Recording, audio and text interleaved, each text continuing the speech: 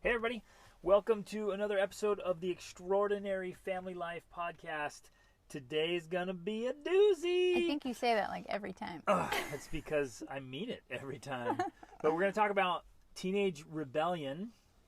And restaurant parenting. And restaurant parenting. That's what I'm naming it. It's my new name. And ultimately talking about, like, what is it you really want? Like, what's the purpose of your parenting? And hopefully this will be really insightful for you and for us. We're just going to have a discussion here. Like, wait a minute, why are you doing what you're doing? What are you hoping to get out of it? What sort of outcomes? Right. And we're going to kind of dive into why some parenting with the best of intentions and even some decent tactics ultimately doesn't work. And it kind of flops. Now, again, we fully realize that every situation is unique and every kid is unique, but we also think there are some and every common parent, denominators. Every parent is unique with a unique background and a unique history, and like you're bringing a lot to the table, and obviously And the father kid brings and a lot. mother and and then the child. So there's a lot that goes into parenting. So This is complex. Not one size fits all. We know that, but we do want to talk about a couple different things regarding this.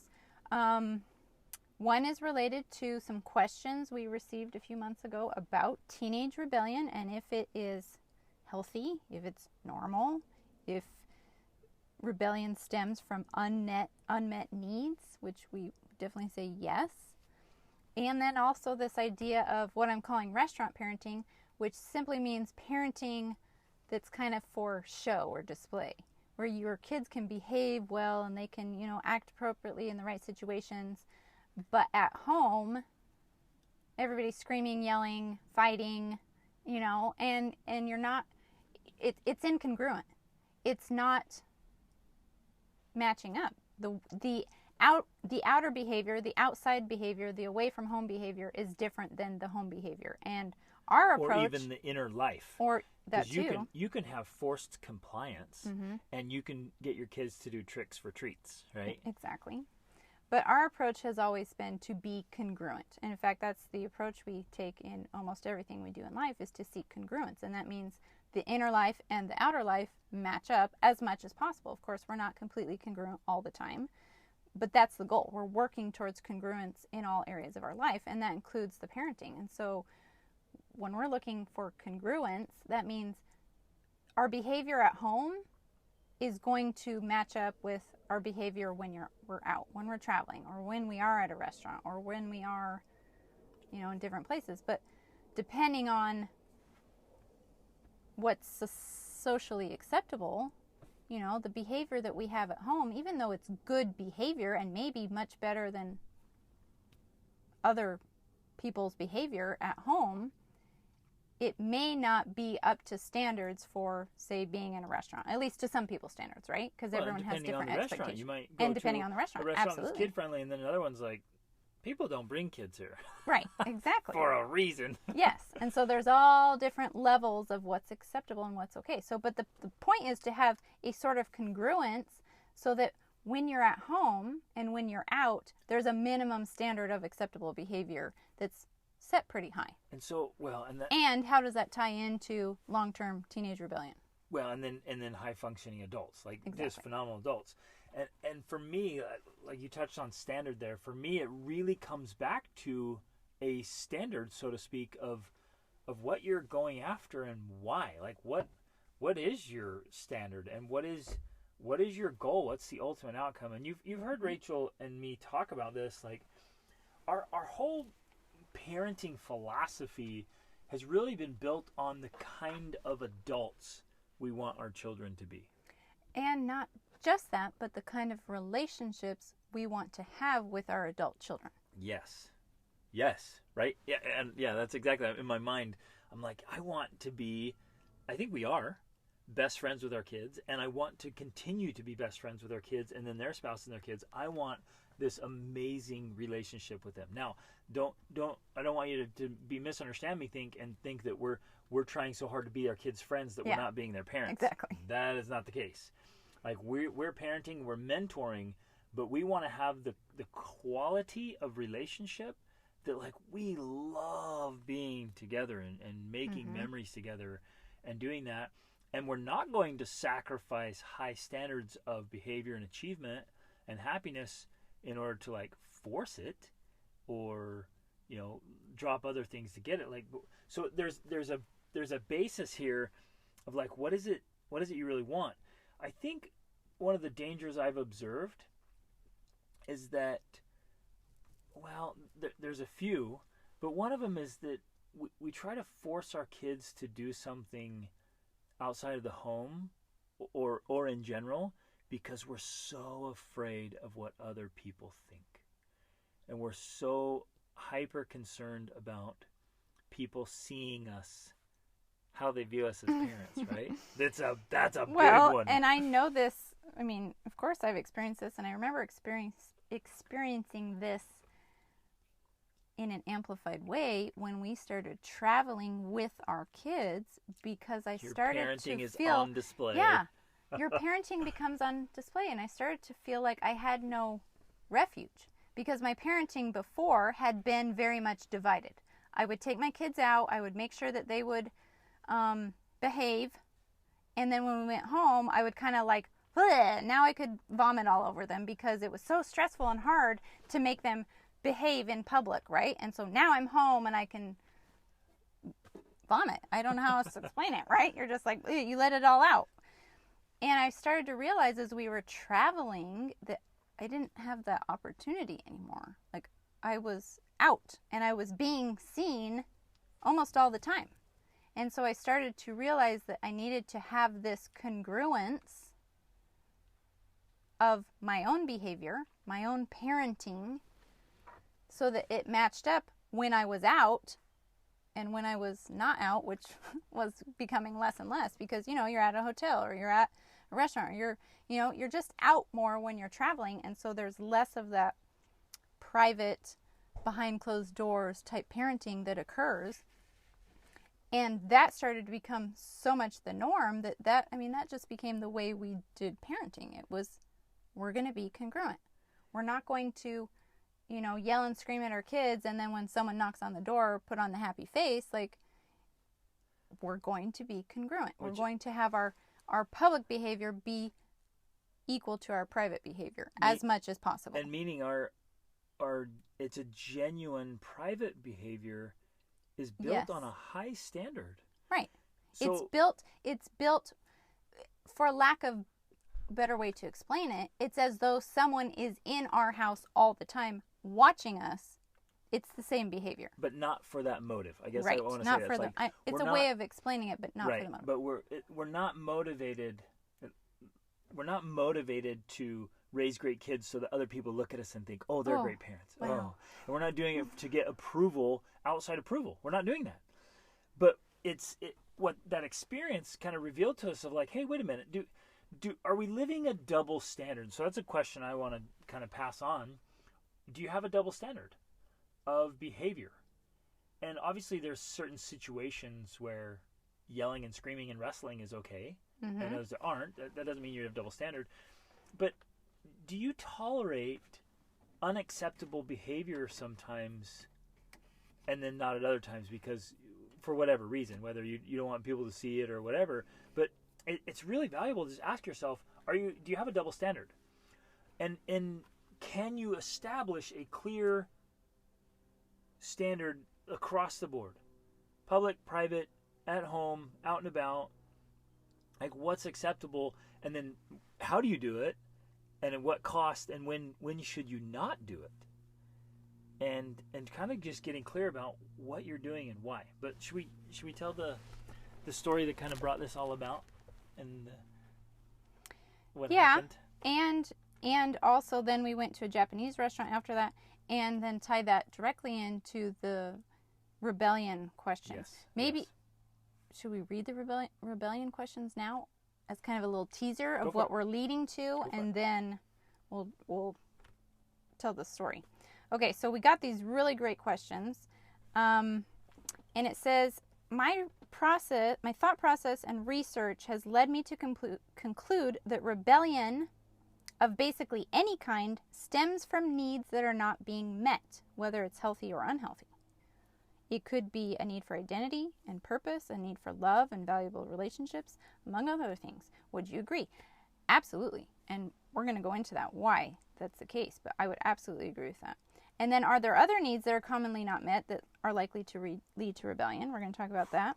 Yes. And what are the differences between healthy and unhealthy rebellion? Along with, do you consider some kind of rebellion necessary in a person's life?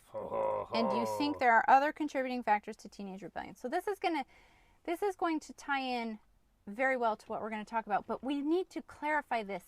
Like, if you get one message from this podcast, I would say it would be this. The time to think about teenage rebellion is not when you have teenagers. Amen. At that point, it may be too late.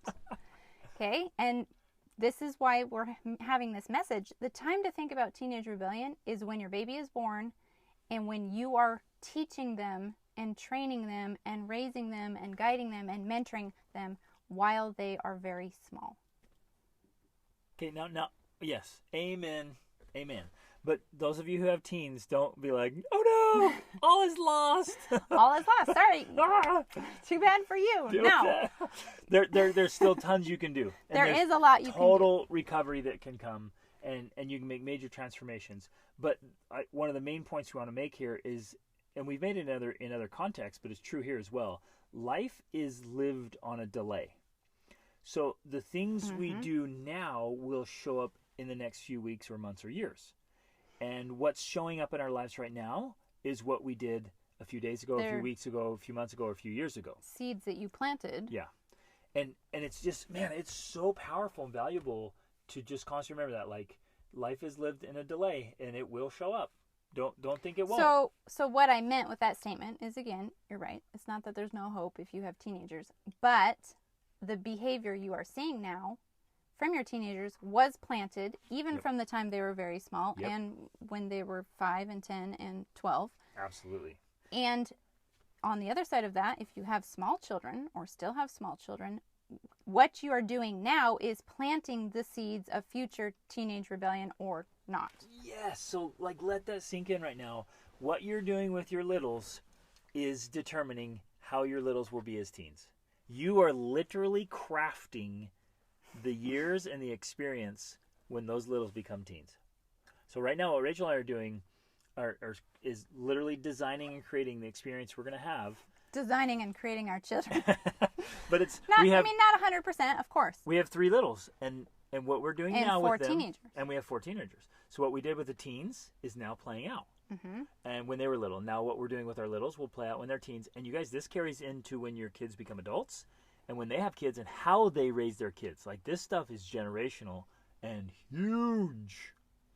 Okay, so let's go back now to maybe restaurant parenting. Yes, and so part of this is that we have traveled to 38, I've traveled to 38 countries. Greg's been to like 48 countries with our children on 5 continents. And we have been in a lot of different situations and for the most part have pretty much handled every situation we've come across. I mean, I don't feel like there's any situation that got the better of us in the end. Agreed. And there's been doozies, trust me. Stuff that would make you stuff that would make you crap your pants. But I literally did crap my pants one time in Mexico, okay? So these are the kind of situations we've had to deal with. Not to mention our children having messes and vomiting and everything you can think, anything you could think of. When you go out and travel long term through all kinds of lands and cultures and places, you're bound to have this plethora of experiences that is going to test you in every way, shape, and form. Yes. And what it forced us to become thoughtful and more competent. Yeah. Now, that being said, I've also realized I've discovered more of my likes and dislikes, my preferences and there's a difference between capability and preference. You could be capable to do something and it would still not be your preference to do it. So recently I had Wait, I got to jump in real quick. This is one of those things when people don't like us to interrupt. I know, sorry, I got to jump in. Just going out and traveling won't make you a better parent, by the way. We don't want to share that message. Yes. It forces you, if you are open to it, all experience does. If you are open to it and thoughtful about it, it can it can offer you the opportunity to become way more intentional and deliberate. Well, it causes... And that's what we're saying there. We've become, by choice, far more deliberate and intentional. We've met traveling families that are not intentional or deliberate, and we haven't seen much improvement in their parenting skills. But it's offering you an opportunity. Life is that opportunity. And every experience, every exposure is an opportunity. Like, hey, are you going to learn from this and level up? Or are you just going to keep doing the same old thing, hoping for different results? So traveling, but life in general, provide the opportunity for you to be aware of your deficiencies and your weaknesses. And then if you're intentional, you can change those and improve them.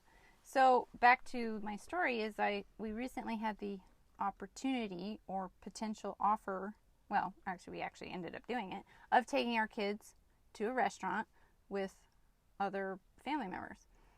And my first response originally when we were making the plan or having the discussion was, well, I don't really want to take my kids to a restaurant because I have traveled to lots of places and I've taken my kids to plenty of restaurants, and my preference for going to a restaurant is to go as adults so you can have conversation, so you can have, expensive food that you enjoy, that your kids take for granted, right?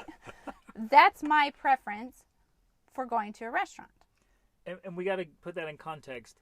We love going to restaurants. Yes. Rachel and I, we've literally traveled sometimes just for food. We've taken trips to go hit just nice to restaurants. go to restaurants. Like, we love going to restaurants and having that experience and having meaningful, thoughtful conversations, enjoying the food without having to worry about what our kids might be doing. Are my kids, again, because congruence, but table behavior at our home intentionally is a little more lax because we're okay with just being together, and that's sometimes messy and noisy. Well, here's why, though. I guess this is the introduction here. Yeah. Because fundamentally, our philosophy is allow your children to act their age. Mm-hmm. Now, some of you might disagree with that, but hear us out here for a little bit. And again, I've been working with youth and families for over 2 decades, and we've been raising our kids. I just wholeheartedly believe that if you meet the needs, like we're going to address later, and you build the relationship and you work with children, they will naturally change their behavior as they mature. Mm-hmm. There's this beautiful process that happens. I have no problem allowing a 5-year-old to act like a 5-year-old because I know when they turn 6, they're not going to do that anymore. And we've seen it with every one of our kids. Or 7 or 8. They just naturally change as they grow and they mature and they discover things. And because we've so intensely studied the physiological development and childhood development and all those things since before we had kids. Child psychology. Even before we were married, I was studying this stuff. And as you understand that, you're like, okay, that's going to take care of itself. I'm not going to fret about that. And I guess this is where it brings up some of the issues.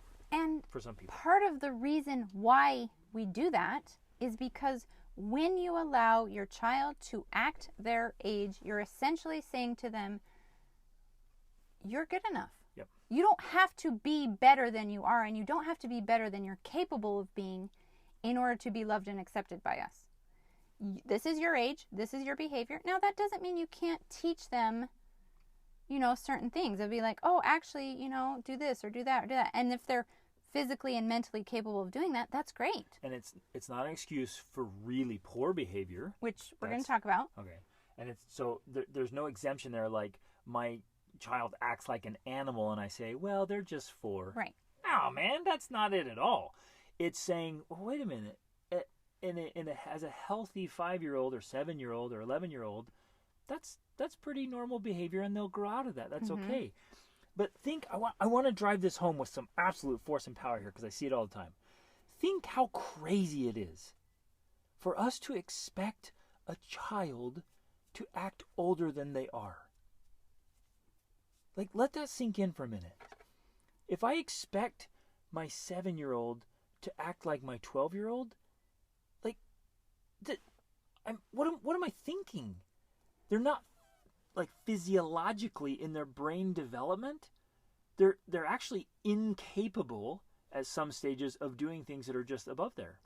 Mm-hmm. There's a certain stage, for example, where little children literally cannot grasp abstract ideas. Mm-hmm. They can't. Their brain cannot do it. And so for us to expect them to do it or try to demand it of them, it's neurosis. It's crazy.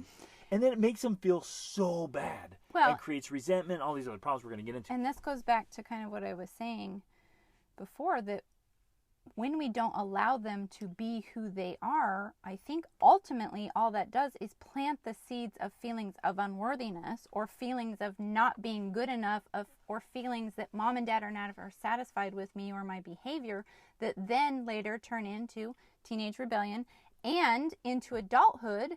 These grown men and women who have these trapped emotions of not being enough. Unworthiness, Yeah, of exactly. not being enough. Yep.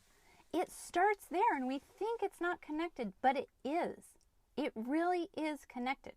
And so our approach, along with this idea of allowing children to act their age, is that when you treat them with respect at the age that they are and the maturity level they are, because sometimes age and maturity level are not exactly the same. I mean, we have a 7-year-old that sometimes is more mature than, a 12-year-old or whatever. Like, they all can be at different levels of maturity, and in different things, be it different levels of maturity, their understanding, their ability to hold still, different things like that. Which gets into some complexities. You might have some high expectations in one area where they're more competent, and you have to lower your expectation in other areas where they're with still the same child. immature, with the exact same child. Yeah. Right. So it gets very complex.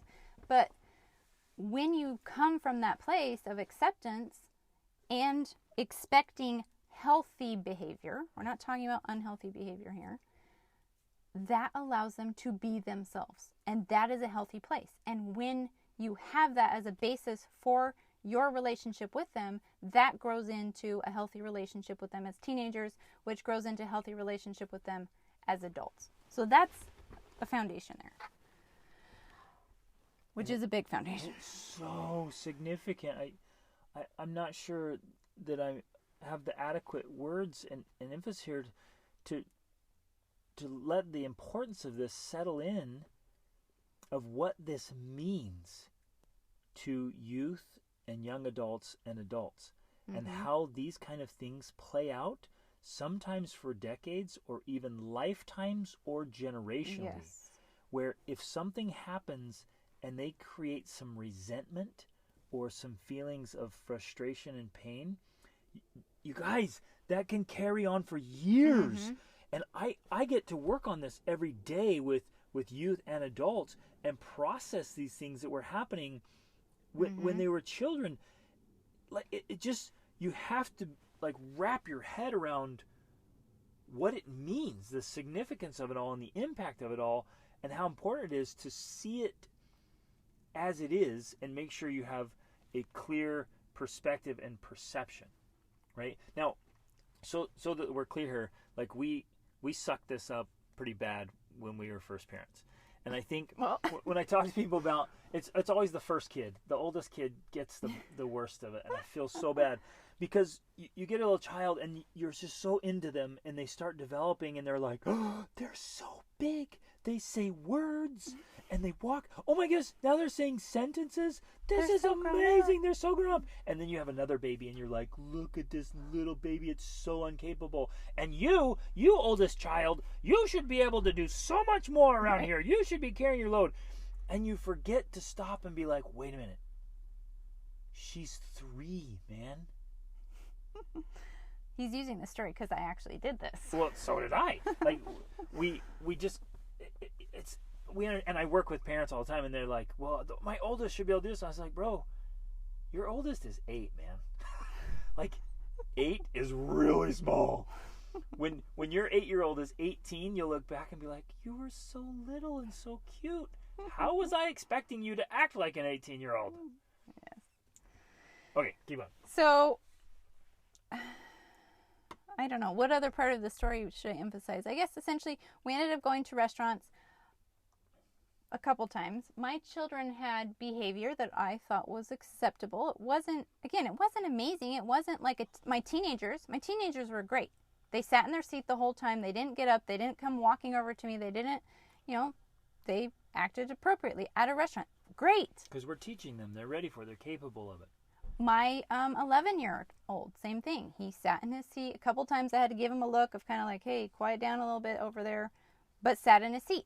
Age-appropriate behavior. Now, my 7 and 5-year-old, yeah, they got up. They came over. They said, when's the food going to be here? Because we are at separate tables. And wiggle, and squirm and wiggle and squirm. Right. Kids were at one table. Adults were at the other table. You know, and then they were reaching across the table. They were playing with cousins. You know, they were doing these things. Awesome moment. I think this is an awesome moment. This was the best. Because so Sage right now is our 7-year-old, and she has just gotten in because her older siblings are taking gymnastics, and she started gymnastics. So she's super into cartwheels right now. It's like the coolest thing ever. And I love she does cartwheels randomly all the time, wherever she's like, oh, whoo, and can you see this? Picture it in your mind, walking along, all of a sudden, and then bust out a cartwheel. Like that's the mind of a 7-year-old. Like, oh, I should do a cartwheel, right? It's just no rhyme or reason. And so the tables were spread, and there was a big open spot, and nobody's walking in it. I can picture in my head what she was doing in her mind. She was walking from our table back to the other table, and there was a big open space with nobody in it, and she's like, ooh, I should do a cartwheel. And so she did. And she did a cartwheel. And I was like, okay, well, I'm going to walk over and let her know that it's generally not We haven't told you this before. Because it's never come up. We never thought about it. But we want you to know that you shouldn't do cartwheels in restaurants, probably. And that right there, I mean, this may be a whole nother topic. That is the extent of, quote, discipline for a behavior like that. And others might think, our family, oh my in our goodness, that needs a spanking, a timeout, a scalding. They need to get in trouble because you just did a cartwheel in a restaurant, and all I had to do is walk over and say, hey, Sagers, that was a really good cartwheel. That was cool. Hey, so in restaurants, because people are moving and going and it's a nice place, let's not do cartwheels anymore. And she's like, oh, okay. And she gets it. But the reality is, that is it. Yep. And unless she was, because this happens, unless she was angry at us, unless she was, mostly that. Unless she was angry at us for some reason, like maybe we had already been mean and harsh about something and she was mad. That's really it. She won't do it again if we've said that. Yep. She'll get it. So that is it. There's no strain. There's no resentment. There's no hurt there. There's nothing to harm the relationship. I just taught her. And some people would look at, in fact, I know this. People will look at some of our parenting with our youngers and think we tolerate too much. And that if we don't correct it and correct it hard, the behavior won't correct itself and we're going to have unruly teens and young adults. And in some instances, in some ways, I'm going to say my approach is the opposite is true. Right. The exact opposite is true. Yes, I would say that that's true. And we've seen this play out already, that I think when there's a little more laxness for behavior when they're smaller, it actually develops into better behavior when they're older, especially when it comes to rebellion. Yep. That when you allow them to act their age, when you allow them to be themselves, when you correct them and discipline them in generally kind, direct ways, that allows them to develop naturally and mature in the way they're going to mature. Like they have their own already predetermined path for maturation. It helps them to have a better relationship with you, where they feel that they don't have to be afraid of you and they can trust you and they can, listen to you, and you're actually going to teach them things that they don't know, and it's for their best interest. And that just moves along with them as they get older so that they look to you for guidance and answers, even as teenagers. Yeah, and they're totally open to it. Exactly. And accepting and embracing, and like with our kids, really it's come down to like talking and explaining, and that's really the extent of it. Well, and another key piece to this too is, and my oldest daughter now, she's mentioned this multiple times. She's 19 and she said, Mom, I've always appreciated that you allowed us to, one, like say no, and two, to ask questions, to like ask why. So, and this is a rule, or not a rule, it's just how it is, that my kids know that if I ever ask them to do something, whatever it is, take out the garbage or put away their socks or not do something, they are allowed to say, well, no, or not right now, or more specifically, why. And then we explain and we talk about it. And I've told them, if I can't come up with a good enough reason that convinces you why you should do it, then you don't have to do it, I guess. Now, a lot of parents would say, well, that's just so much work. Like, I don't want to have to explain myself every time I ask them to take out the garbage because I don't have time for that. You're right, but guess what? If you explain it well enough, once, that's really all about you have to do. All that you have to do. Because then they know why. And it's a bigger reason than just because, well, I said so. Well, we take out the garbage because we want to be neat and clean and order. And if we leave the garbage in here, it's going to rot. And, there's an explanation for everything in life. Even because the kid's going to be, well, why me? There's an explanation. There's an explanation for that. And it does take more thought. And it does take more intention. And it does take more articulation. But in the end, I have found hands down that plays out better in the long run than because I said so and because you need to be obedient to me and because you're going to get a spanking if you don't. That doesn't work as well in my experience because you're using your position of power to enforce your children to behave and obey. And I say simultaneously losing your influence. Exactly.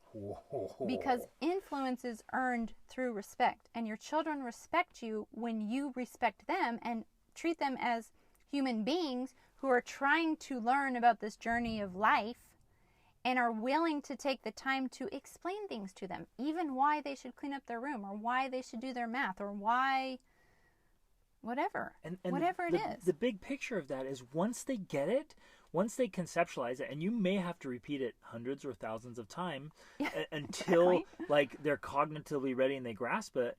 But then after that, once they get it, you guys, you don't have to address it anymore. Exactly. It's a done. non-issue. And they choose of their own accord to do it themselves. And that right there is the magic. Then they set up their own standard. Exactly. And you guys, this is across the board. Okay, so one, we don't. I've been thinking about toddlers and teens here as we're talking. They're really similar in a lot of instances. Tantrums. They're going through major developmental changes. Exactly. That's why. Major changes. So tantrums in a toddler are like rebellion in a teenager. And we don't have tantrums, and we haven't allowed tantrums. We don't have any. We don't have tantrums. And like I literally cannot remember the last time we had a tantrum with any of our children. It was probably our first or second child, maybe. Yeah, that was the last tantrum. So long ago. And again, you guys. And we're talking. We're 7 kids and 5 continents. This doesn't mean we don't have kids that cry or get upset about things. That happens. I'm talking about a full-on screaming, yelling, kicking, like emotional loss of control. And just crazy behavior. The hitting, the screaming, biting. Does we not almost happen. saw Rachel and I. Whining, nonstop whining. That does not happen. Right. And we were out at a restaurant. Rachel and I go out every week, and we take a kid out every week, which I think we need to bring up. That's the other thing too. Yes, we're all both over talking the at the same time. This is how we do things around here. So yes, we go out every week, Greg and I, and we take one child, or for the younger ones, 2 of them at a time, out on a date every week. So we are taking our kids to restaurants every week, but it's 1-on-1 or 2-on-1 or 2-on-2. Focused, intentional. Like, it's a much more controlled situation where the purpose of being in the restaurant is to teach them restaurant behavior, and we're there with that intention. Well, the purpose is real connection and, bonding, love yes. and attention, and they love it. Oh my goodness, they can't wait for their turn. They just love. Children love individual attention. It is huge, and taking them out to eat is also a teaching opportunity, and they do so well. That's the time to teach, right?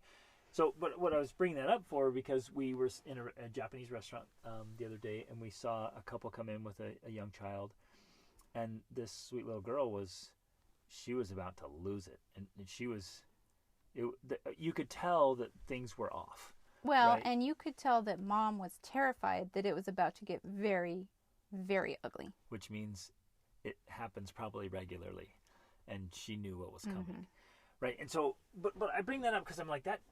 We don't have the tantrums, and we don't have the rebellion. So this has played out. We've been working on it with our kids, and we like, you guys. I can't remember the last time. Like I really had to discipline a child. Including our teenagers. Yeah. Like, well, especially with the teens. The little ones still do their little things. Yes. They get in their little squabbles, which, again, it's still minimum because of our family culture and our dynamics, minimal. But with the teens, like, none. Like, none. I can't think of an instance. And they're awesome, and we're not saying that to boast or brag or to think, oh, you know, we just have this exceptional. These kids just came from heaven, and we're just along for the ride. Like, we've been very, very intentional about the interactions, and it's really built on no resentment, no forcing, no creating this wedge in your relationship. Sometimes with the best of intention of correcting behavior, all you do is harm your relationship. You go in there thinking, I'm going to teach this kid a lesson, and all you do is drive this massive wedge that goes deep and gets buried in there, sometimes for the rest of your life. I mean, I can't even tell you how often that comes up with parents who have grown kids. They're like, oh, we still have this distance, or my daughter won't talk to us, or my son, he wants nothing to do with us. I'm like, yeah, you took that wedge and you kept slamming on it and slamming on it and slamming on it.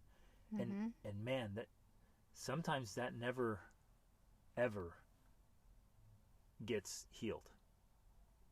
Ooh.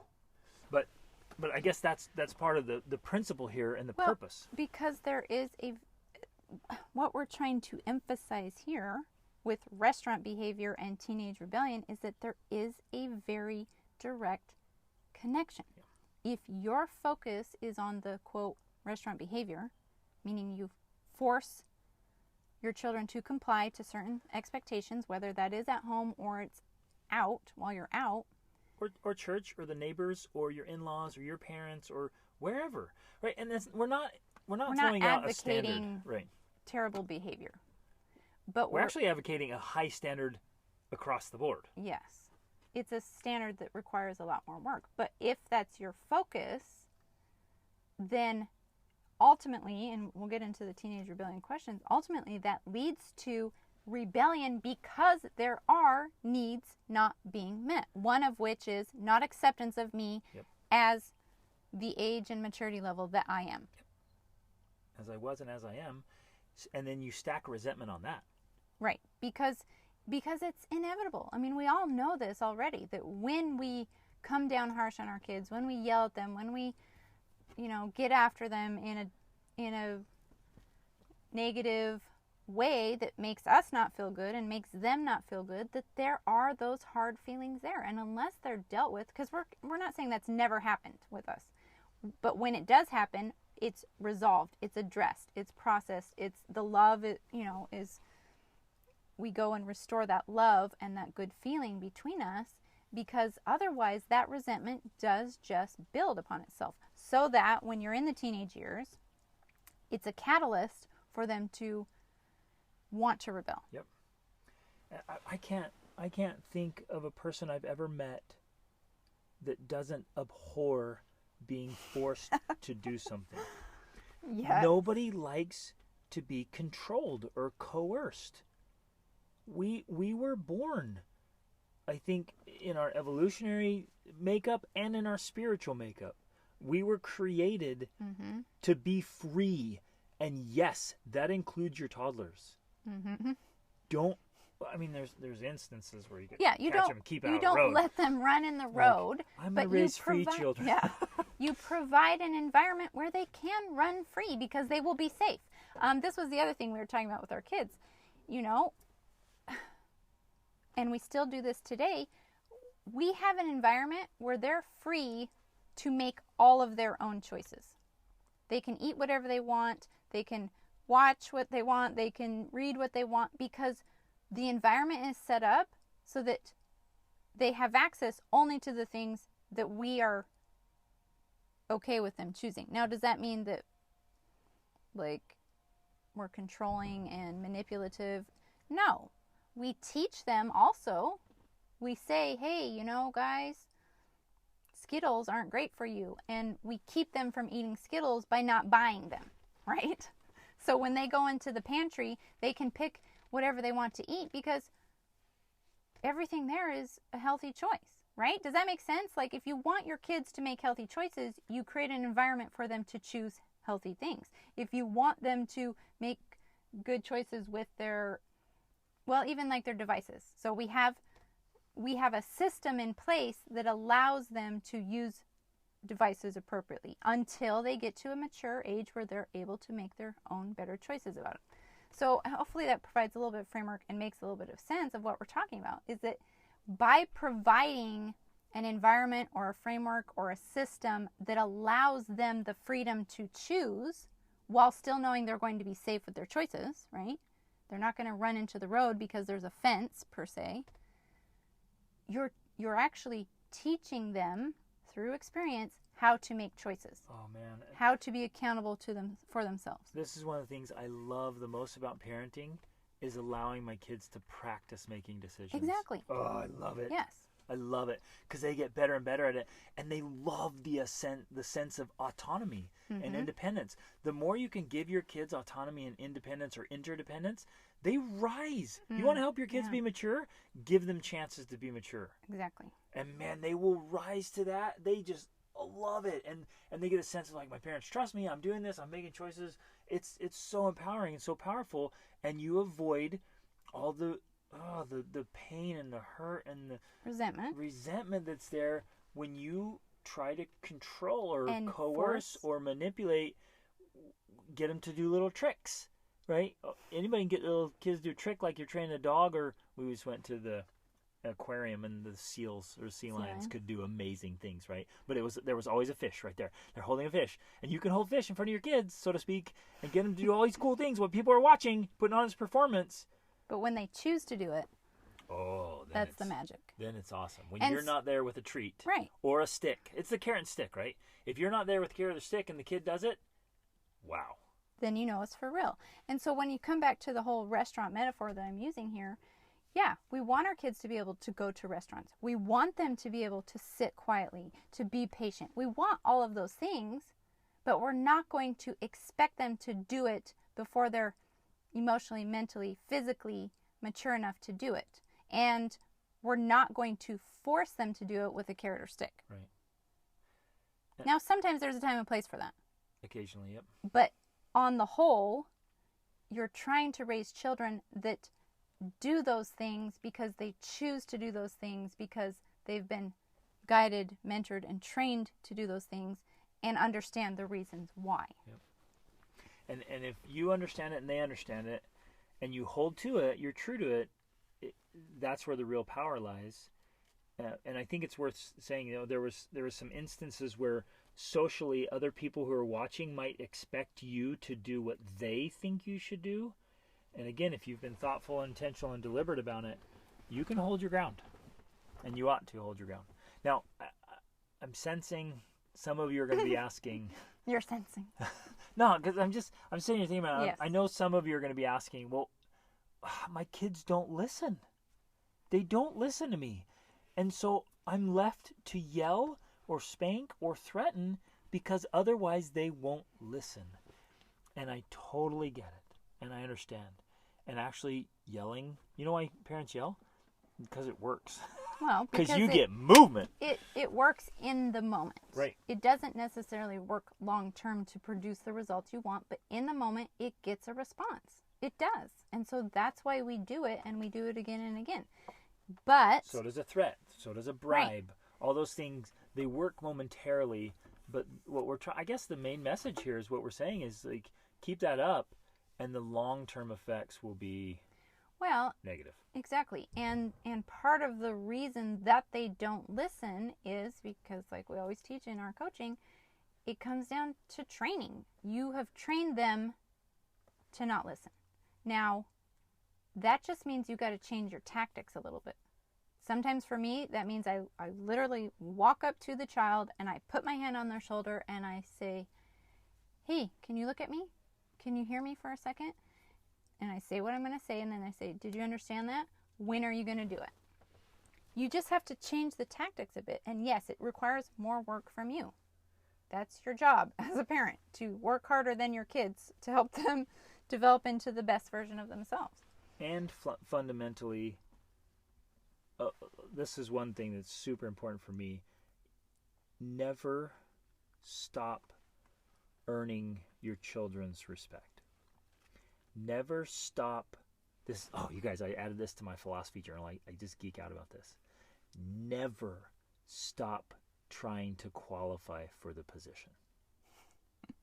And to me, what that means, and I hope you kind of grasp the idea there, I'm always trying to qualify as a world-class dad. And I'm always, in a healthy way, trying to earn my kids' respect by being a phenomenal human being. By being a respectable person. Yeah, be a respectable person, and your kids will respect you. And guess what? You'll have influence with them. And the way you maintain influence with your teenagers when they start looking sideways at you instead of looking up because they're no longer so little is you keep leveling up. You keep doing great things, and they can't not respect and admire that. And then you have influence if you're doing it well. I mean, you could do it. I've seen people do it in an unhealthy way, and their kids are like, I hate that. They resent that even more. But if you're genuinely striving to be just an incredible person, your best self, and you're leaning into that all the time, they're looking over like, wow, look at my parents go. Of course I'm going to listen to them. They have results. But if your results are so uninspiring and underwhelming or boring or lame, then your kids are going to look over and be like, why am I going to listen to you? And that might be a hard pill to swallow, but that's some medicine that needs to be taken right there. Well, because the first step towards personal growth is often discomfort, and it's discomfort of who you are and where you are. Who you are, where you are. Yep. Okay. So anyway, let's finish up with the teenage rebellion, and ultimately, yes. By finishing up, you mean a good 30 or 40 minutes. Let's not say that. Okay. Is there a need?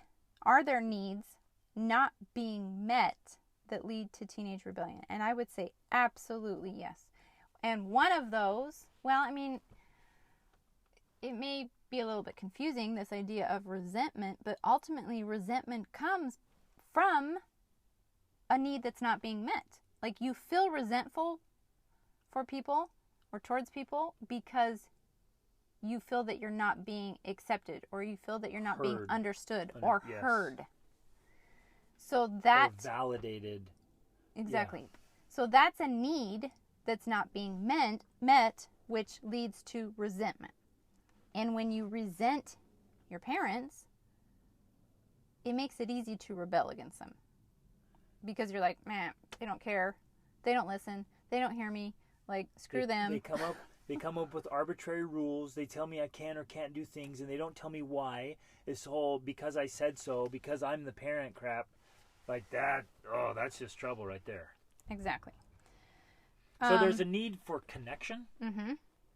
There's a need for significance. Well, right. So this goes into the next question. There's a need for autonomy. Okay.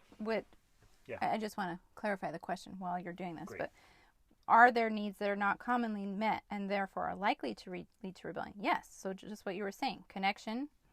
What was the other one you said? You said autonomy. Independence, growth. Well, I'm just going through my mind now. Like, what needs to be happening? Well, your kids need a sense of certainty, right? They need to know that they have some safety. Because let's say a kid comes in and they know what to expect, but what if they don't? What if you're all over the place? What if you say yes one day and no the next day, and you don't know why? And they don't understand why. They don't get it. What in the world? What is up? And sometimes you're happy and sometimes you're miserable, and they're like, you see how that leads to a lack of certainty there? If I got a parent and I have no idea what to expect one day from the next, that'll undo you. If you have no idea how your parents going to respond or how they're going to wake up, that will undo you. That will undo most adults. Yeah, I mean, absolutely. imagine if your spouse is like that every single day. You're going to go crazy, or your boss. Yeah. It drives people crazy. They want to have certainty in their relationships. And so if you're not behaving in a certain predictable way for your children, they're going to feel uncertain. And so as teenagers, they're going to start rebelling against that because they're like, man, this is crazy. this is I'm crazy. out. I'm going to start making my own choices. Then So the other side. Oh, well, I was going to say, so then another thing is what we were talking about before with autonomy is from the time they're young, you should be allowing them to practice making their own choices so that when they're adults, well, not when they're adults, when they're teenagers, before they become adults, they have already had lots of practice making their own choices. That's another thing with teenagers and not having rebellion in our family is that our children are allowed to make their own choices. They get to decide where they're going, with who, when they'll be back. We don't wait up for them. We've never waited up for our teenagers. in fact, even since they were little, we've let them decide what time they go to bed. They decide what time they're going to bed. They still decide what time they're going to bed. Okay? Because we allow them to make the choices because we also allow them to deal with the consequences. If they don't go to bed until late and then they still have to get up in the morning, they have to deal with that consequence. And they have to have a good attitude about it. That's the one thing we do expect and enforce. You're going to make that choice, but you're also going to be pleasant about it and not be grumpy to the rest of us. I think we need to throw in here, we have a very, very hands-on parenting approach, you guys. So we're not just sending off our kids to school and like they're all day with who knows who. We don't know what teachers they're interacting with. We don't know what youth they're interacting with. We don't know. It's not like we don't know what kind of videos they're watching, what kind of music they're listening to, what kind of conversations we have. We know. We know what's going on, and we help them choose good input. So if your kids are gone most of the time and they're having way more interactions with other people you don't know and don't understand, and they have far more interactions with others than they do with you, then this won't work. This kind of hands-off, like, make your own decisions, because they're going to make decisions based on what they're hearing from their peers or what they're consuming, all this. Like, if their input's bad, they're going to have bad input. So it's got to be built on that. Input determines output. We're making sure our kids are constantly consuming great things that are reinforced with our conversations and our example. So there's a fundamental base there. That's a very critical point there, exactly. Because, yes, we are their primary influence and we have been their primary influence. That was one of the benefits of traveling around the world with them, is that we've essentially lived in our own family culture bubble, right? And so we were able to have all kinds of conversations about topics like drugs and alcohol and sex and movies and, all these different things, because we were seeing it around the world and then talking about, like, well, these are the choices people make and this is how they got here and these are the consequences for doing these things. So we've had those ongoing conversations while at the same time saying, yeah, you get to choose. You get to decide, because if you do, here's the likely consequences, and if you choose this other thing, those are the likely consequences. So you pick. What consequences do you want? And they understand that concept of every choice comes with consequences, and so they're not looking at the immediate gratification. They're looking at long-term, what is this leading to? Which is night and day difference from what they get from peers, for example, where your peers might be like, hey, let's party, let's do drugs, let's drink, let's try those stuff, like, it's so fun. And we've taken our kids around the world and saying, hey, here's the end result of those choices. Or and real open, honest conversations where they see it and get it. Well, right, which came to play exactly with your brother who just overdosed, so, they get to see that. My uncle overdosed from drugs. Like, I'm not going there. I'm not doing that. That's not the outcome I want. We talk through that openly. Exactly. We don't hide that stuff. I wanted to hit another need. Okay. So we need this sense of certainty, right? But we also need a sense of uncertainty and adventure. Your kids need to be living a great story. Well, for the most part, your kid's story is going to be lived through your story. Ultimately, especially when they're young. Yeah, when they're young, they start creating their own story. But for the major part, like, their story is your story, and if your story is boring, like, it's lame. So a lot of kids act out. If your story is boring, it's lame. Well, but think about it. Like, this teenager's got full of life and adventure, and they like, okay, what's possible here with life? And I want to try all these things. Let's do this. Let's do this. And they come with crazy ideas. And you're like, no. Can't you just sit on the couch with us and do nothing? And if you're living a boring story, they're going to act out and in some ways rebel. Mm-hmm. Like, kids need to live an adventure. and they need to have a challenge, and they need to do things that are meaningful and purposeful, and sometimes a little bit risky and a little bit crazy. Teens love risk. So why don't you lead out and help them take risks? I take risks with my teens all the time. Sometimes I'm taking risks, and they're like, oh, I don't know about that, Dad. I'm like, let's go, buddy. So if I'm leading out and living an adventurous, amazing story, they don't have to go seeking for that in some pseudo adventure. Right. Or some false, bogus story, or trying something really stupid because they're so bored out of their minds. Which ultimately I think is what any type of addictive behavior is a pseudo-adventure. Drugs, alcohol, sex, porn, all of that. It's a pseudo-adventure because life is boring. Even a screen addiction. Even movie the screen addiction. yeah, Instagram addiction. Yep. Like, it's because your life is boring and it doesn't have enough excitement that you seek it in other ways. You're seeking some sort of excitement or dopamine hit in these other avenues, and that's exactly what is happening with teenagers. Teenagers are at this phase where they want to take on life. They want to be challenged. And if they're not being challenged, rebellion is a form of it's just a natural consequence. Yeah. And so look, if your goals are impotent, if their goals are impotent, there's going to be problems. So that's another meat. Well, I mean, there's lots more, but let's keep going. So I think this actually ties in pretty well with then the question about, are there differences between healthy and unhealthy rebellion? And I would say yes, because one form of healthy rebellion is risk taking, I think. Absolutely. Appropriate risk. Or breaking certain rules. That are dumb rules. There are dumb rules out there. And we have taught and trained our children to break some rules, like, standing on picnic tables or climbing. Jumping off things that shouldn't be jumped off. Yeah, jumping off things. We have a pool next to our house that's a community pool, and our kids have snuck into it before when it's been closed, right? And we are aware of this and okay with that because we find it a healthy form of rule breaking.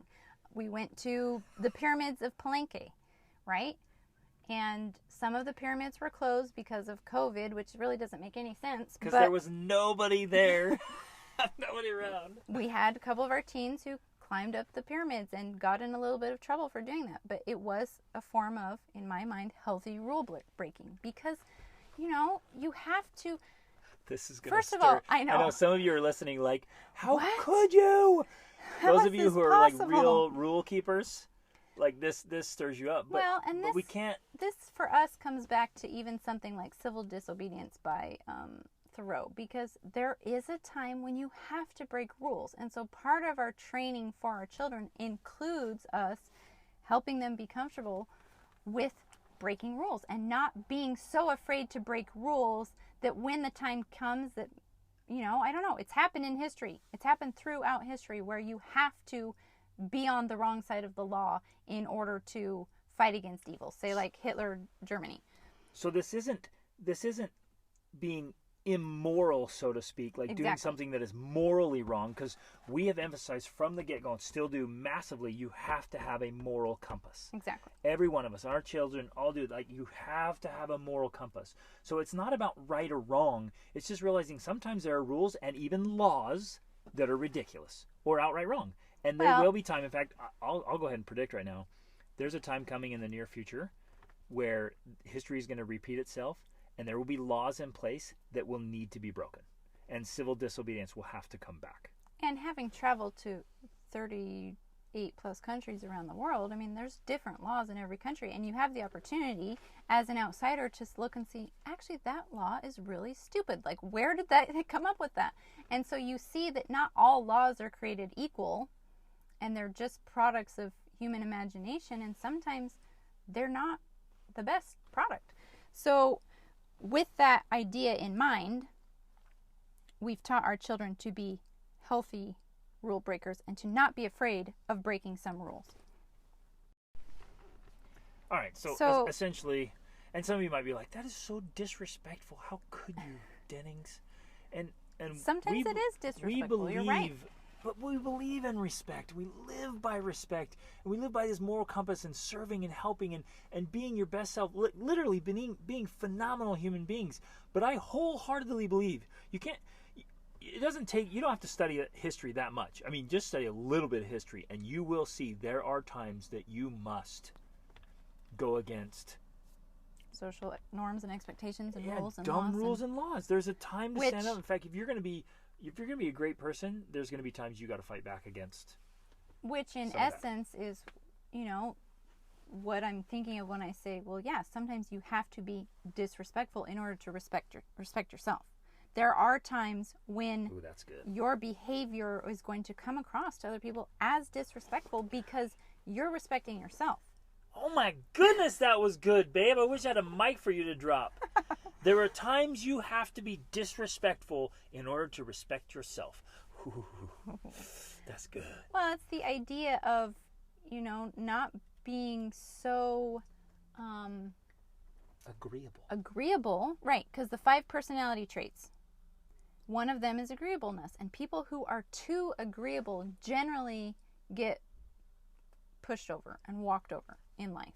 So you have to have a certain amount of disagreeableness in order to have enough self-respect to not be walked over. Yep. And so that's kind of this idea behind the healthy rule breaking or the healthy rebellion, is that you're being disagreeable just enough to stand up for yourself and not be, in that you're not uncomfortable with breaking the rules. Because we've seen it in people where they're so worried about keeping all the rules and laws that, like, it just stresses them out to think about. And they get taken advantage of. Yeah. And they acquiesce Standing to up for things they're not- themselves. They just lay down and get pushed all over, or they just force themselves in a box, like, well, I can't, like, I really want to, but I'm not going to, and I really believe this, but I'm just going to keep my mouth shut and conform. Right. And it's like, that's not living. And so the way we decide is if our kids come to us and they're like, hey, I want to do this thing and break this rule. They always do, you guys. They come to us us. and tell us, like, hey, we're going to break this rule. And in that moment, if I say, oh, no, you can't. No, that's terrible. Oh, you should be keeping the rules. If I have that attitude, that's what gets passed on. Because they're the ones with this calling to, like, I've got to break this rule. Like, I just, because that's essentially what it is. Like, you feel this need of, like, I've got to break this rule. And if you deny that need, talking about needs, then you're developing the habit of being so agreeable, so orderly, that you don't have the power within you when the time comes to stand up for yourself and to break the rules when you need to. And now we've taught our kids this principle and lived it, and so they're thoughtful about it. They're not breaking the rule merely to break the rule. They come usually like, hey, we want to do this thing. There's this, like, It seems kind of dumb. It doesn't make sense. Like, there's no sense, no rhyme or reason. It's not going to hurt anyone. It's not going to be intentionally disrespectful to anyone. It's not immoral anyway. And so what I'll do is, okay, let's talk through it. Are there risks? Are the risks too high? What are the possible consequences? Are you okay with those possible consequences? And I'll do it. You guys, I actually get giddy about this, like teaching my kids to think for themselves, totally outside of the box and outside of norms. And this is part of it, like, to help your kids have some backbone and to have some strength and to be able to make good choices, clear choices, think through things, and be willing to go against the herd when the mindless herd's just conforming. The opposite of courage is conformity. You want your kids to be courageous, and man, I hope you do. You can't make them conform all the time. Yes. Man, you're killing it. Woo! You can't. Well, exactly. So when they come to you, this is how you teach them how to think. When they want to break some sort of rule or whatever, you help them think through that and allow them to decide on their own.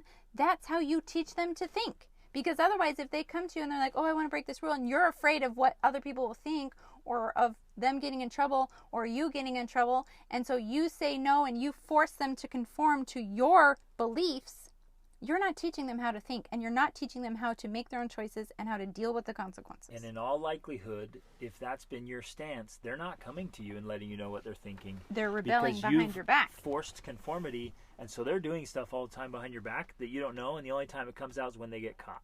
Exactly. And then you get that call from the cops or from somebody else. Oh, crap, my kid. And then you're reaching out for help. But prevent this stuff, man. by Live with allowing them to have healthy forms of rebellion. Because, yes, I do believe in order to be fully functional, fully capable, and competent, there has to be rebellion in your life. This is crazy talk. When was the last time you guys heard a presentation on parenting that says Let your kids rebel? rebellion and rule breaking is a necessary piece? But I wholeheartedly believe it. Because I'm thinking about it from an adult perspective. Many of us do things because we're afraid of going against social expectations. Yep. We go to college, we get a career, we go to a job every day, we go to the in-laws. We do all of these things because we're trying to do the right thing. We're trying to not rebel against expectations. Down to, saying things that you don't actually believe, or keeping quiet when you want to speak out, or joining little functions and going along with it when you're like, this is so dumb. Why do I do this? And you start to step away a little bit. I do this with a lot of my coaching clients because we really have to lean into non-conformity, right? And unconventional living. And when you do, whenever you bring up any idea, man, your family's all over you, the neighbors, all your friends are like, what are you thinking? You're crazy. And you get this reaction, and what's the first thing you do? Back right back down. Right? We're all living in the crab bucket where you get pulled back down, and so we're like, okay. And then you pass it on to your kids because, man, you don't want your kids to embarrass you. And wow, right? So, and all that does is lead to your life being unfulfilled because you're not standing up for what you believe in, what you want to do, what you think is right for you, and you pass that to your kids. And it displays itself or plays itself out more with teenagers because they, at least at that time in their life, have the gumption to be a little bit rebellious or a lot rebellious. But unfortunately, in those circumstances and situations, because that's the unhealthy side of rebellion, that often leads to regrettable consequences. And so our goal has always been to prevent that type of rebellion by, first of all, having the relationship with them, having the autonomy where they're allowed to make their own choices from the time they're even young. So they practice making choices the whole way, having the freedom to ask questions and to receive real answers and discussions that help them think through processes. And then, understanding that it's their life and they get to choose and they get to deal with consequences and they get to break some rules sometimes if they feel like they need to. And we get out and we have crazy adventures and extraordinary memories, and we let them take big adventures and try things, and so they feel fulfilled and like they're doing things that light them up. Oh, that's good.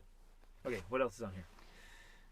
That was actually pretty much it, because we said healthy and healthy rebellion, healthy and unhealthy. Do you consider some kind of rebellion necessary? Yes. Absolutely. We just talked about that. And then, do you think are there contributing factors to teenage rebellion, which I think we've talked on. Right. It's those things that we mentioned. It's those unfulfilled needs. It's the confining, squelching environment and parenting style that makes you rage and want to break out of it. Yeah, and we have all experienced that. We have all experienced the feeling of being controlled by someone and hating it. No one likes it. And so if that's how your children feel, if they feel that all you do is control them, yes, that will be contributing to teenage rebellion. And in many ways, I think that that's often what's happening with tantrums as well. Yep. And the other, if you have children that don't listen, quote unquote, in some ways that's their way of, having some sort of autonomy. Like, mom's always controlling me, so I'm going to not listen. So, and here's a fundamental principle we haven't shared yet in this episode, at least, that I think is an underlying powerhouse, is that from the very get-go, we haven't made it this battle, so to speak, between us and them. Yes. It's not like you do what I say, or doing this because I say so, or if in any attempt you try to make it a power struggle, even if you win, you lose. Exactly. We've always said to our littles, and we say it to it's just all the time, this is kind of family philosophy. Is that the kind of person you want to be? And it's not manipulative. It's not weird. It's like, hey, we're putting this back on you. Like, this behavior we're inviting you to consider, it's the kind of person you want to be. It's not the kind of person I want you to be. After explaining to them what that means. Consequences, outcomes, at a level they can understand. It's not like we're explaining it beyond we're not talking about abstract things to a 4-year-old. But we're making it concrete. Even with a 4-year-old, we would sit down and say, hey, do you want to be like that? Do you want to be a mean person, or do you want to be a nice person? And they know. It's like it comes in our spiritual DNA. They want to be nice. They want to share. They want to do the right thing. And so we're just reinforcing that, like, hey, this isn't a power struggle. This isn't me telling you to do what I want you to do. I'm asking you to consider if that's the kind of person you want to be, and to make the choices all along the way that are congruent with the kind of person you want to be. Now, as they get older, that gets deeper and deeper and broader. And then we have our teens now. They're like, oh, no, we know what kind of men and women we want to be, and our choices align with that. Exactly. Well, here's a simple example that happened just this morning, I think. My 2 girls got up. They're 5 and 7. And they started playing Legos, and, I was in their room, we're doing our little morning routine and getting their room straightened up a bit, and they started arguing over some Lego pieces, like, she has it and I want it, that kind of thing. Now, I could see that they were getting, you can tell the difference in your kids when they wake up and they feel happy and they're excited for the day, and, they just kind of have this more peaceful aura, I don't know what else other word to use, about them, or if they kind of have this grumpy, kind of angry, and they had started out with the peaceful side, but I could see it was going into the angry, mean thing, and I was like, okay, we're not going to let this happen. And I said a couple things, but they weren't really listening, so I did this little kind of on their cheek. It wasn't a smack, like smacking them, it was just getting their attention. She's tapping me. I'm tapping as though Griggs. You can see I know, me. but it's making a sound. Hopefully they can hear it, right? I'm differentiating that I didn't smack them on the face. I got their attention, and then I gave a little mom lecture, and then I went out. But basically, like, this isn't who you want to be. People don't like being around people who are mean and grumpy, right? And I went out. Well, I came back in like 5 minutes later, and they were all sitting there nicely playing together, and you could feel that it felt different. The energy and changed. so the energy had changed. And so but here's where I didn't stop. I didn't stop there and be like, oh, good, I'm such a good mom. Like, that was amazing. I went over and I pointed it out. And I said, oh, this is so much better. Do you feel this? Doesn't this feel better? Doesn't this feel good? Don't we want to have this kind of relationship with our siblings? Right? So you take those day-to-day moments and you use them to teach how you want them to be. And then they learn to recognize that, and they see, yeah, you're right. This feels different. This is how I want to be. And then you over have to keep time, pointing that out. well, yeah, you have to keep pointing that out. I mean, we had to do that Probably with our for teenagers the next, for 60, 70 years. You just keep pointing it 60, out. Right. Yeah, we have to keep Doesn't reminding this ourselves feel better? as Right? adults, this don't we? feels better, and that doesn't feel good. I don't want to feel like that. I want to feel like this. Exactly. You're right. It's an ongoing process. We still do it as adults, but it's generating that awareness that helps us to have more capability to make better decisions for ourselves. And that's essentially what we're trying to do for our children. Yeah. So that then they don't have the resentment, they don't have the anger, they don't feel that they're being controlled. I didn't, put them in timeout. I didn't take away their Legos. I didn't, threaten them or spank them or threaten them. Or even bribe. If you guys would be nice, he'll give you candy. I'll buy you more Legos, I focused on consequences and outcomes, and that there's even a difference in how you feel. Which is important. Again, that's relevant, right? How you feel is actually a relevant consequence. It's not like, I'm going to take away your pony because you're fighting over Legos. It's right. like, how does that does that relate? Where did that come from? Yeah. So many consequences are so irrelevant and unconnected. That creates rebellion.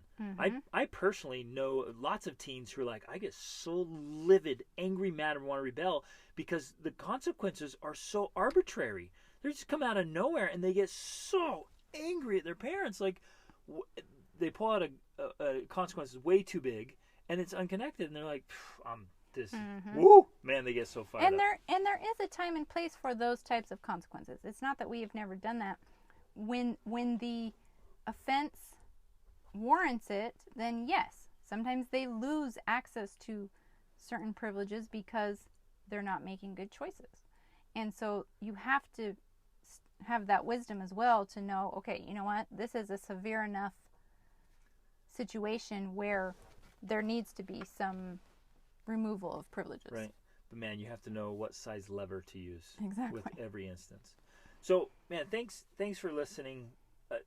Again, when the two of us are going, we go. And I hope you're getting lots of stuff here. And you're going to have questions. Send us questions. Yes, please. Or ideas or stories. But I know this is a big ask since you already spent this much time with us. But I want to seriously invite you to spend time thinking and writing about what do you want most and why you do what you do. Is a lot of your parenting really to conform to some kind of social expectation or some rule you have? Is it arbitrary? Is it real? Do you want your kids to conform and behave and obey right now just so they survive and when they're 18 you can move them on? Or do you want to have this amazing relationship? You want them to be incredible adults? Sorry, I'm raising my hand. Yeah, And Craig, so you just raise your hand like, I just meant to say, Rachel, do you have I a have question? something to add. Well, because I remember going through this process years ago when we listened to and read a lot of Wayne Dyer books. And I went through the process with my parenting of questioning everything. Because you said something right there about go through everything you do and ask yourself why you do it. And I did that. I went through it all and I thought, well, why don't I want my kids to stand on the table? Why don't I want them to jump on the furniture? Why do I want them to pick up their rooms? Why do I want them to put on clean their clothes? shoes. Why do I want them to wear their shoes? Now, some things we threw out. Like, we don't often require our kids to wear their shoes. They go barefoot a lot of places. We're okay with our kids getting on some tables. But there's also this level of differentiation where we're also teaching them sometimes it's okay to get on a table and sometimes it's not. And you have to learn to, because that's true in life, right? You have to learn to know when this behavior is appropriate and when this behavior is not appropriate, and it's not across the board, yes or no. That's life. And so the more differentiation you can help your kids understand, the better off they are for gauging situations in life and learning what is appropriate and what's not. But that's a helpful process of everything you do. When you feel like you have to tell your kids, don't do that, or you need to do this, like ask yourself, why? Yeah. Why are you, because if you can't explain it to yourself and you couldn't explain it to them, maybe you don't need to be asking them to do it or not do it. This massive list of shoulds and should nots, like you have this huge rule book in your head, like question that stuff. Like, okay, we're going with the table thing here. Like a picnic table, right? I can see, in fact, I have done tricks on and off of picnic tables. Picnic tables are great for like, parkour. For parkour. Even for mountain biking, there's actually a mountain biking park where they specifically put a bunch of rows of picnic tables that you jump off of. Like, it's awesome. So if my 17-year-old would be doing flips off of it, and my 4-year-old or 5-year-old now, she climbs up and she's on there and she's like, wants to jump or whatever. Like, that's the beginning of adventures. Right. Now, if somebody's setting a picnic there and there's that, like, don't get on that one. Then you shouldn't get on that picnic table because people are eating there. You can't have a hard rule of never get on a table. There's definitely times to get on the table. Exactly. Okay. So, well, love it. Think through it all, reevaluate it, and think long-term, big picture, like end result thinking. Because things we do in the moment can be so detrimental down the road. And so be willing to make adjustments and allowances in the meantime so that the long-term effect is not jeopardized. Do not give up what you want most for what you want in the moment. Love you guys. Reach upward.